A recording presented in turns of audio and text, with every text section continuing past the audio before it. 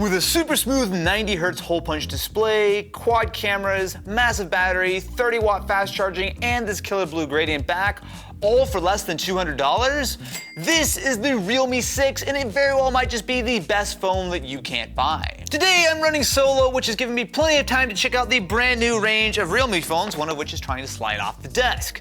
Now, yes, technically, if you live in the Indian market, for example, you're probably very familiar with these. But as far as me being here in the US, it is very, very difficult to get your hands on a Realme phone, which is a shame because these things are really good. So take the Realme 6, for example. In India, you can pick this up for around 14,000 rupees, which is significantly less than $200 US. If you want to take a step down even farther, you can pick up the Realme 6i, which is available for something like 150 euros. Now, it actually has a very interesting sort of finish on the back, although interestingly it's actually plastic, which it doesn't really feel like it. It's pretty premium. Now, there are certainly downsides to using such a cheap phone. Now, yes, the display, while it's fairly large and it does have a notch, is only 720p. It's lacking like 5 GHz Wi-Fi. There's certainly some performance issues, but you have to consider just how cheap this is, and it is impressive that it does still have 4 cameras. Now, 4 cameras might be a little bit ambitious considering that while it does have a 48 megapixel main camera as well as an ultra wide, it has a macro lens as well as a depth sensor, which means it's like 2.5 cameras as far as I'm concerned. However, the quality isn't terrible. So this is a budget phone and it is very clear. While the main shooter actually isn't bad, I certainly wouldn't call it great, but it's fine, and at the price, no complaints. But the ultra wide is a little bit on the soft side, a nice thing to have. And of course, the telephoto is just a cropped in version of the standard camera. However, again, we have to keep in mind just how cheap this phone is. And this is the bottom of the range, as the actual Realme 6 is significantly better. Now keep in mind, this is a sub $200 phone with a 90Hz 1080p display. You know, like a better display than pretty much any phone that you could get last year, short of like the OnePlus, I guess. This is a great example of how premium features like high refresh rate displays have already trickled down to budget phones when they haven't even hit like the iPhone yet.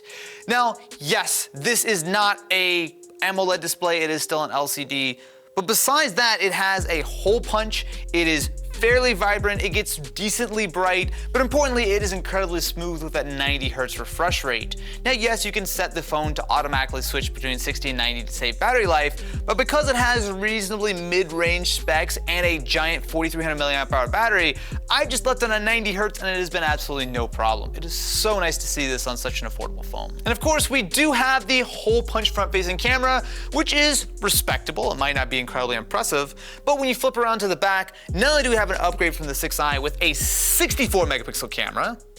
Wait, I was about to take a photo of the camera, but I realized this is dumb.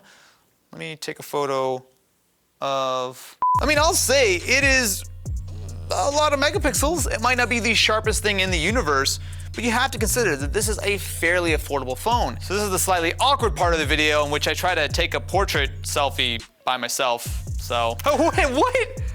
Wait, that's actually pretty good. It definitely missed the edge of my glasses. That's not bad. We also do have the ultra wide camera here. What I want to try is the video mode. So actually, can we go up to 4K? I think we can. This is probably a bad idea, but why don't we try some 4K 30 HEVC encoding? I'll be right back. So this is what the 4K video looks like straight off of the Realme 6. Now, while it might not make you throw your iPhone or Galaxy in the garbage, what you're getting here is something which again punches well above its weight considering the price. Just like these standard stills. I was about to say it's not bad, but Ken would yell at me if I said that. It's perfectly acceptable. Even though it doesn't really do a good job of staying focused, but that's fine. Are you really vlogging with your Realme 6?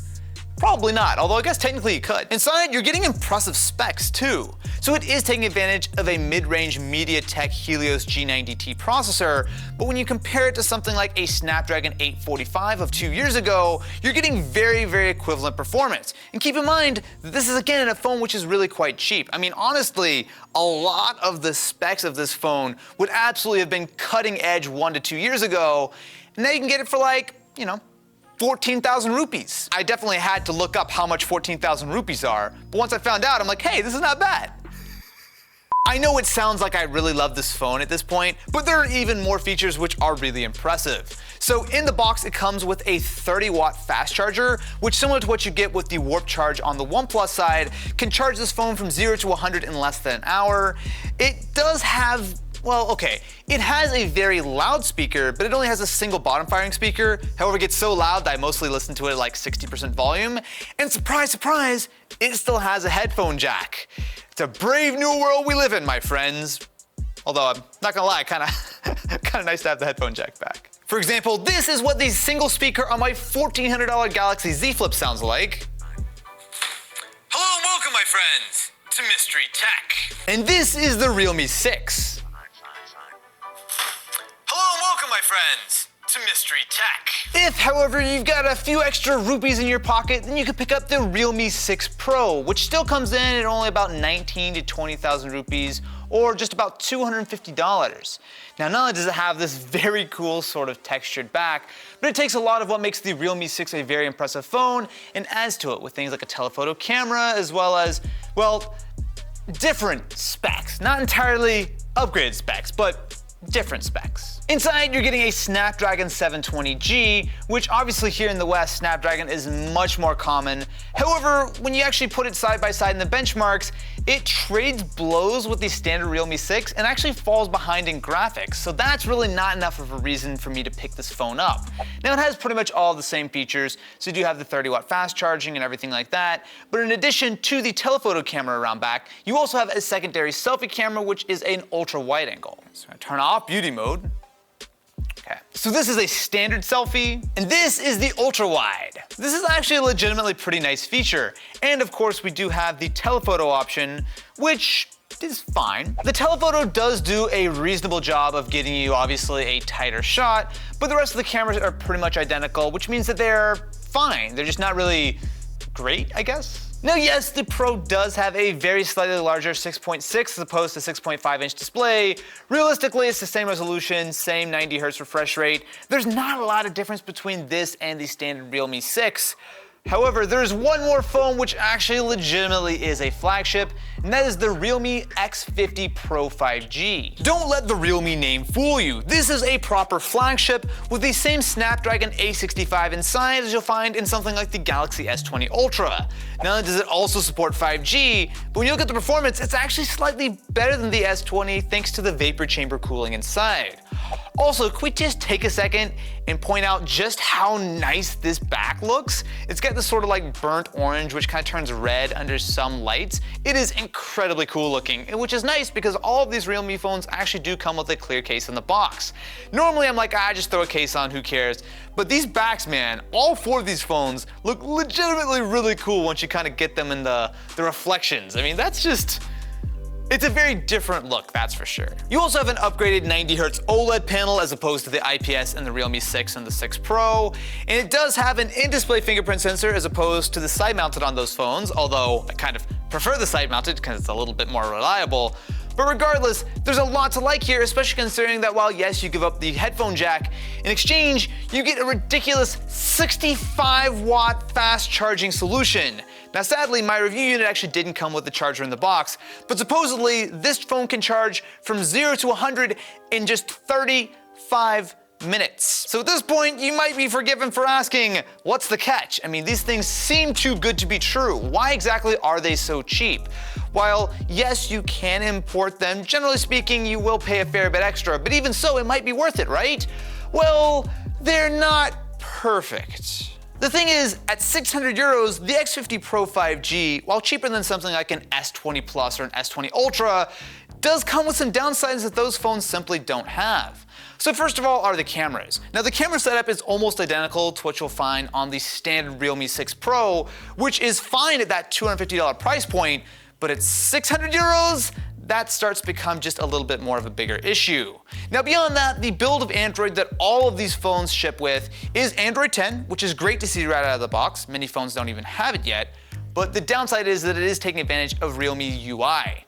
Now, it's certainly not a terrible skin of Android. It is fully compliant with like the Google Play Store right out of the box, but the problem is it's a little bit heavy-handed. It reminds me of kind of the older school days of Android.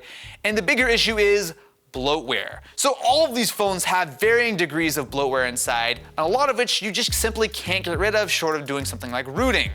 Now, just like with the rest of this video, I'm willing to put up with some of this stuff if the price is right. When you look at something like the Realme 6, that is something that at $200, I will put up with a lot of bloatware because I'm saving so much money with this phone, I'll find some way around it or I'll just ignore it. But at 600 euros, that's kind of the line where I'm not quite comfortable making that trade-off. And that's really where I do feel like the Realme 6 is the best phone out of all of these options that I've taken a look at. If you could get your hands on it for that 14,000 rupee price, it seems like an incredibly solid value. If you have to pay a lot more to import it, like I would here in the United States, though, it kind of depends. Is it a little bit more? Sure, totally worth it. Is it a lot more? Maybe something like that Pixel 3a starts to look like a little bit of a stronger option, which is really why this is the best phone that you probably can't buy. Or at least if you can buy, you might not want to buy. Is that a clear enough conclusion? Probably not. Well, anyway, thank you guys very much for watching. Make sure to subscribe for some more quality quarantine content like this. Until next time, I'll be looking up how much it costs to import one of these.